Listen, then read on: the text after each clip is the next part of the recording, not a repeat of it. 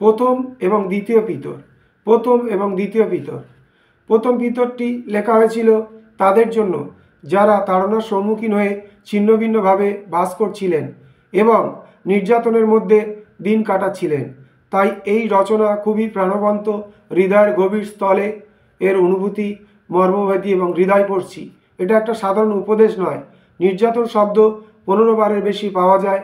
পিতর খ্রিস্টেতে গৌরব নয়, পরিত্রাণের কথা উল্লেখ করে খ্রিস্টেতে বিশ্বাসীদের অবস্থান এবং কর্তব্য সম্বন্ধে সচেতন করেন। এখানে পিতর একজন সুনাগরিক সামাজিক জীবনে কর্তব্য সম্বন্ধে এবং বিশ্বাসী গৃহের কর্তব্য ইত্যাদি তুলে ধরেছেন।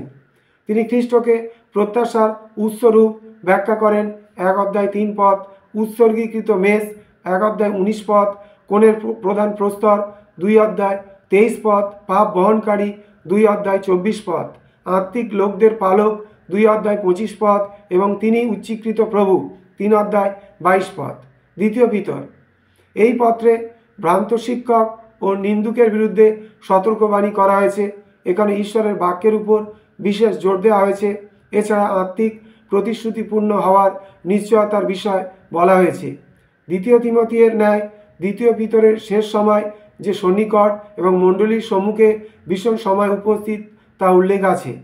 পিতরের এই পত্রে 7টি মূল্যবান শিক্ষার বিষয় এবং তালিকা দেওয়া হয়েছে, যেমন এই প্রকারের: অগ্নিময় পরীক্ষা 1 অধ্যায় 7 পদ, খ্রিস্টের রক্ত 1 অধ্যায় 19 পদ, জীবন্ত প্রস্তর 2 অধ্যায় 4 পদ, স্বয়ং খ্রিস্ট 2 অধ্যায় 6 পদ, নম্র মৃদু আত্মা 3 অধ্যায় 4 পদ, বিশ্বাসীর জীবন দ্বিতীয় পিতর 1 অধ্যায় 1 পদ এবং ঐশ্বরিক প্রতিশ্রুতিগুলি দ্বিতীয় পিতর 1 অধ্যায় 4 পদ।